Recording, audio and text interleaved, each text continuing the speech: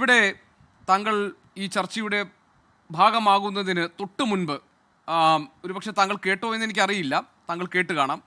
ശ്രീ അഷ്റഫ് കടക്കൽ പറഞ്ഞൊരു കാര്യം, ഇസ്ലാമാബാദിൽ ഇപ്പോൾ പാകിസ്ഥാന്റെ മധ്യസ്ഥയിൽ നടക്കുന്ന ഈ സമാധാന ചർച്ചകൾ അതിൽ ഇറാന് പൂർണ്ണമായി ആശ്രയിക്കാൻ കഴിയില്ല എന്നാണ്. അതിന് അദ്ദേഹം പറഞ്ഞ കാരണം, ഇപ്പോൾ അസിം മുനീറിൻ്റെ നേതൃത്വത്തിൽ നടക്കുന്ന ഈ സമവായ അല്ലെങ്കിൽ സമാധാന ചർച്ചകളും അനുബന്ധ നീക്കങ്ങളുമൊക്കെ ഡൊണാൾഡ് ട്രംപിന് വേണ്ടി നടത്തുന്ന ഒരു നയതന്ത്ര ഗിമ്മിക്കാണ് എന്നാണ് അദ്ദേഹം വിശേഷിപ്പിച്ചത്.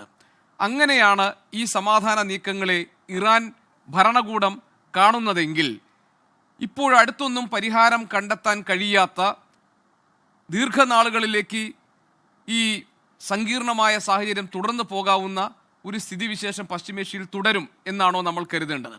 അതിനിടയിൽ പറയേണ്ട ഒരു കാര്യമാണ്, ഇന്നിപ്പോൾ അബ്ബാസ് അരക്ചി എന്ന ഇറാൻ്റെ വിദേശകാര്യമന്ത്രി അദ്ദേഹം ഒമാനിൽ ചെന്നിട്ടുണ്ട്.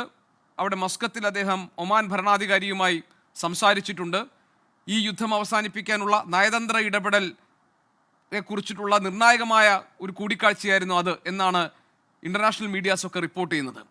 അതായത് ഇസ്ലാമാബാദിനെ ആശ്രയിച്ചല്ല, അതിന് പുറത്ത് നടത്തുന്ന നീക്കങ്ങളിലൂടെ ആയിരിക്കും ഒരുപക്ഷെ പ്രശ്നം പരിഹരിക്കാൻ പോകുന്നത് എന്ന സൂചനയാണോ ഇതിലൂടെ പുറത്തു വരുന്നത്?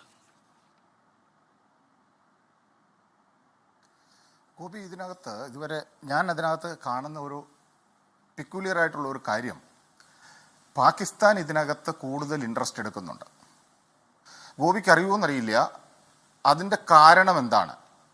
അത് എല്ലാവരും പറയുന്നുണ്ട്, US-ഉമായിട്ടുള്ള കൂടുതൽ അടുപ്പം, അല്ലെങ്കിൽ അസിം മുനീർ ട്രംപിൻ്റെ റൈറ്റ് ഹാൻഡാണ്, വാൽവാണ്. അതൊന്നുമല്ല. ഞാൻ കാണുന്ന വേറൊരു ഇഷ്യൂ ആണ് ഗോപി. ബലൂചിസ്ഥാൻ, പാകിസ്ഥാൻ്റെ ഭാഗമായിട്ടുള്ള ബലൂചിസ്ഥാൻ ഏതാണ്ട് 900 കിലോമീറ്റർ ഇറാനുമായിട്ട് ബോർഡർ ഷെയർ ചെയ്യുവാണ്. ഈ ബലൂചിസ്ഥാൻ ബോർഡർ ഷെയർ ചെയ്യുമ്പോൾ അവിടെ യുദ്ധം നല്ല രീതിയിൽ പോവുകയാണ് എങ്കിൽ ഇറാനുമായിട്ട് ബോർഡർ ഷെയർ ചെയ്യുന്ന ബലൂചിസ്ഥാൻ പാകിസ്ഥാൻ എല്ലായ്പ്പോഴും തലവേദന ഉണ്ടാക്കിക്കൊണ്ടിരിക്കുന്ന ഒരു പ്രദേശം കൂടിയാണ്. അപ്പോൾ പാകിസ്ഥാൻ ചീഫിന് സ്വാഭാവികമായിട്ടും, അതായത് അസിം മുനീർ ഒരു സ്റ്റെപ്പ് എഹഡ് കളിക്കുകയാണ്. അസിം മുനീർ സ്വാഭാവികമായിട്ടും ബലൂചിസ്ഥാൻ്റെയും ഉൾപ്പെടെ ഉള്ള ഒരു ചീഫാണ്. അപ്പോൾ തീർച്ചയായിട്ടും ബലൂചിസ്ഥാനിൽ യാതൊരുവിധ ഇന്റേണൽ ഡിസ്റ്റർബൻസസും ഉണ്ടാവരുത്, അതുണ്ടാകാൻ പാടില്ല എന്നുള്ള ഒരു മെയിനായിട്ടുള്ള ഒരു പോയിന്റ് അവിടെ ഉണ്ട്.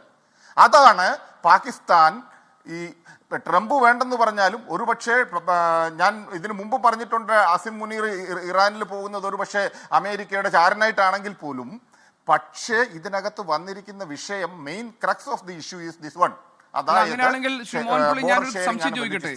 അതായത് ഇപ്പോഴും ഇറാൻ നേരിട്ട് അമേരിക്കയുമായി ഒരു ചർച്ചയ്ക്ക് സന്നദ്ധരല്ല. അവർ പറയുന്നത് അമേരിക്കയെ വിശ്വസിക്കാൻ കൊള്ളില്ല എന്നാണ്. അങ്ങനെയാണെങ്കിൽ പിന്നെ അവർ ആശ്രയിക്കുന്ന ഒരേ ഒരു ആളെന്ന് പറയുന്നത് ഈ അസിം മുനീറിന്റെ നേതൃത്വത്തിലുള്ള സംഘത്തെയാണ്. കാരണം ഇസ്ലാമാബാദിലേക്ക് വീണ്ടും ഈ പോയ ഇറാൻ സംഘം തിരികെ എത്താൻ പോകുന്നു എന്നാണ് ഏറ്റവും ഒടുവിൽ വരുന്ന വാർത്തകൾ പറയുന്നത്. അപ്പോൾ ഇസ്ലാമാബാദിനെ ആശ്രയിച്ച് തന്നെ ഈ ചർച്ചകൾ മുന്നോട്ട് കൊണ്ടുപോകാമെന്ന് ഇറാൻ തീരുമാനിച്ചിട്ടുണ്ടെന്ന് താങ്കൾ കരുതുന്നുണ്ടോ?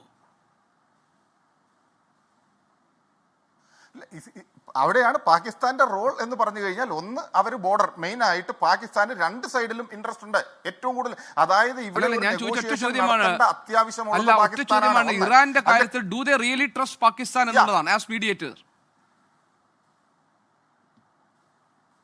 No, they don't trust really, because Pakistan initiative എടുക്കുന്നു OIC-യിലെ ലീഡർ ആവാനായി.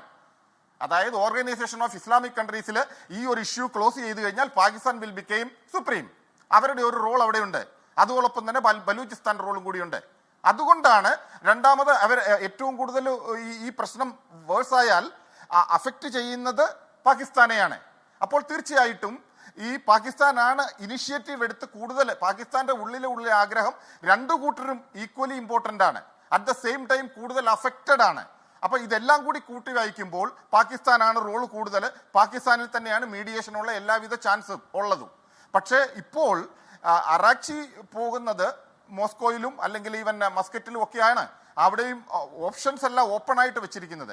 ഇവിടെ നമ്മൾ രണ്ട് കാര്യമുണ്ട് ഗോപി. അതായത് രണ്ടു പ്രാവശ്യവും ഈ ചർച്ച സക്സസ് ആവാതിരുന്നതിന്റെ ഒരു കാരണം കൂടി കാണിക്കണം. കാര്യം ഇത് രണ്ടും ഇൻഡയറക്റ്റ് ട്രൈലാറ്ററൽ ടോക്കാണ്. അതായത് 1-to-1 ടോക്ക് ഇതുവരെ നടന്നിട്ടില്ല. 1-to-1 ടോക്ക് നടക്കാത്തിടത്തോളം കാലം നമുക്കൊന്നും പറയാൻ പറ്റാത്ത ഒരു സിറ്റുവേഷനാണ്. ഇറാൻ അവരുടെ കാര്യം മധ്യസ്ഥത വെക്കും പാകിസ്ഥാന്റെ മുന്നിൽ. പാകിസ്ഥാൻ അത് അതേ രീതിയിലോ അല്ലെങ്കിൽ വളച്ചൊടിച്ചോ US-നോട് ട്രാൻസ്ഫോം ചെയ്യും. അത് അങ്ങോട്ടും ഇങ്ങോട്ടുമുള്ള ആ ഒരു രീതിയിൽ വരുമ്പോൾ തീർച്ചയായിട്ടും പാകിസ്ഥാന് അതിൻ്റെതായിട്ടുള്ള ഒരു റോളുണ്ട്. അസിം മുനീറിന് സ്വാഭാവികമായിട്ടും ഈ റീജിയണിൽ അത് കൂടുതലായിട്ട് അസിം മുനീർ ഇമ്പോർട്ടൻസ് എടുത്തേ പറ്റുള്ളൂ. പക്ഷേ ഈ രണ്ട് രാജ്യങ്ങൾ എത്രത്തോളം പാകിസ്ഥാനെ വിശ്വസിക്കുന്നു എന്നുള്ളതാണ് മെയിനായിട്ടുള്ള ഒരു ഇഷ്യൂ.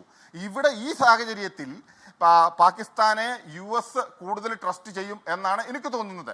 US, നോട്ട് അത് ഇറാനെ സംബന്ധിച്ചിടത്തോളം ടർക്കി ആണെങ്കിലും ഈവൻ മസ്കറ്റ് ആണെങ്കിലും ഈവൻ റഷ്യ ആണെങ്കിലും they don't mind for going up to Russia rather. അതുപോലും അവരെ സംബന്ധിച്ചിടത്തോളം അത്രയും ഒരു പ്രശ്നത്തിലോട്ട് വരുന്നില്ല. പക്ഷേ ഈ ഒരു പ്രസന്റ് സിറ്റുവേഷൻ ഗ്രൗണ്ട് റിയാലിറ്റിയാണ് ഈ പാകിസ്ഥാന് പ്രാമുഖ്യം കിട്ടുന്നത് മീഡിയേറ്ററായിട്ട് പ്രാമുഖ്യം കിട്ടാനുള്ള മെയിൻ കാരണവും ഇത് തന്നെയാണ്. കാര്യം അവരെല്ലാ രീതിയിലും ഇക്കണോമിക്കലി കൂടുതൽ പ്രശ്നത്തിലുണ്ട്. രണ്ടാമത് പാകിസ്ഥാൻ വീണ്ടും ഇനിഷ്യേറ്റീവ് എടുക്കുന്നതിൻ്റെ ഒരു കാരണം അവരുടെ ഒരു ആക്സിസ് ഉണ്ട് സൗദിയുമായിട്ടുള്ള 1-to-1. അപ്പോൾ തീർച്ചയായിട്ടും ഇത് സൗദിയുമായിട്ടുള്ള ഒരു ലിങ്കും കൂടെ വരുമ്പോൾ UAE റീസെൻ്റായിട്ട് പാകിസ്ഥാന് മേടിച്ച പൈസ തിരിച്ചടയ്ക്കാൻ പറഞ്ഞ് അവർ അൾട്ടിമേറ്റം കൊടുത്തു. അപ്പോൾ തീർച്ചയായിട്ടും സൗദിയുടെ ഹെൽപ്പ് ഉണ്ടെങ്കിൽ മാത്രമേ അവരെ ബാലൻസ് ചെയ്ത് നിൽക്കാൻ പറ്റുള്ളൂ. അപ്പോൾ പാകിസ്ഥാൻ തീർച്ചയായിട്ടും മീഡിയേഷൻ അവിടെ നടത്തിയേ പറ്റുള്ളൂ. ഇറാന് വേണ്ടെങ്കിൽ പോലും പാകിസ്ഥാൻ ഇവിടെ മീഡിയേഷൻ നടത്തിയേ പറ്റുള്ളൂ. ആ ഒരു രീതിയിലായിട്ടാണ് കാര്യങ്ങൾ വരുന്നത്. കാര്യം ഒന്ന് ബലൂചിസ്ഥാൻ അവരുടെ നമ്മുടെ ബോർഡർ, അതായത് റിഫ്യൂജി പ്രോബ്ലംസ് അല്ലെങ്കിൽ OIC-യിൽ ലീഡറാവുക, അത് കൂടാതെ തന്നെ ഇഷ്യൂ കൂടുതൽ വേഴ്സ് ആയി കഴിഞ്ഞു കഴിഞ്ഞാൽ ഇന്ത്യയേക്കാൾ കൂടുതൽ അഫക്റ്റ് ചെയ്യുന്നത് പാകിസ്ഥാനിലാണ്. കാരണം ഏറ്റവും കൂടുതൽ ഗൾഫ് GCC കൺട്രീസിൽ ആൾക്കാർ കൂടുതൽ പോപ്പുലേഷൻ വൈസ് അല്ല ഞാൻ പറയുന്നത്, as per the population ratio പാകിസ്ഥാനികളും കൂടുതൽ GCC കൺട്രീസിലുണ്ട്. അവരുടെ സാമ്പത്തിക ഭദ്രത മെയിൻ ആണ്. അപ്പോൾ ഇതെല്ലാം കൂടി കൂട്ടി വായിക്കുമ്പോൾ പാകിസ്ഥാന് മീഡിയേഷൻ നടത്തുക എന്നുള്ളതല്ലാതെ മറ്റൊരു വഴിയില്ല എന്നുള്ള രീതിയിലാണ് വരുന്നത്. പക്ഷേ US-നെ സംബന്ധിച്ചിടത്തോളം പാകിസ്ഥാനാണ് ഇവിടെ ഒരു ഇൻട്രസ്റ്റ് കൂടുതലുള്ളത്. തുടക്കം മുതൽ നമ്മൾ നോക്കുകയാണെന്നുണ്ടെങ്കിൽ ട്രംപിനെ സംബന്ധിച്ചിടത്തോളം ക്ലാരിറ്റി ഇല്ല എങ്കിൽ പോലും പാകിസ്ഥാനെയാണ് കൂടുതൽ വിശ്വസിക്കാനുള്ള ഒരു സാധ്യത കൂടുതൽ കാണുന്നത്.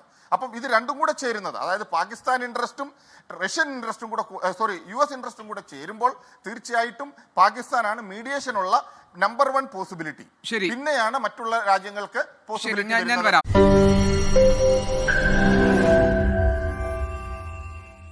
ലോകത്തെവിടെയായാലും ഏത് സമയത്തും 24 വാർത്തകളും ഓഗ്മെന്റഡ് റിയാലിറ്റി പാക്കേജുകളും എക്സ്പ്ലെയിനറുകളും വിശദമായി കാണാൻ ഞങ്ങളുടെ YouTube ചാനൽ നിങ്ങൾക്ക് സബ്സ്ക്രൈബ് ചെയ്യാം.